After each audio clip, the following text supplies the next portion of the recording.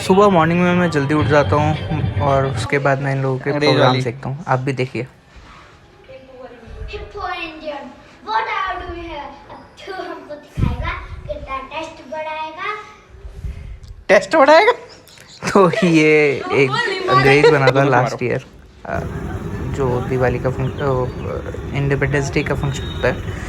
और फिर उसके बाद मैं हरदोई में कुछ शॉपिंग करने जाता हूँ। उसके बाद मेरी इन्वेस्टर से मीटिंग होती है। इन्वेस्टर से मीटिंग होने के बाद मैं अपने पूर्वजों के जो मंदिर हैं वहाँ पे जाता हूँ। और वहाँ पे काफ़ी छोटा सा एक मेला सा लगा होता है और मेले में मतलब काफ़ी अच्छी खासी भीड़ होती है एज़ कम्पेयर टू जो बाकी मंदिर होते हैं। और मतलब जो हम लोग दिल्ली के अंदर मंदिर देखते हैं, और वो मंदिर मतलब काफ़ी पुराना है। हरदोई में एक जगह है बावन करके, वहाँ पे वो मंदिर है।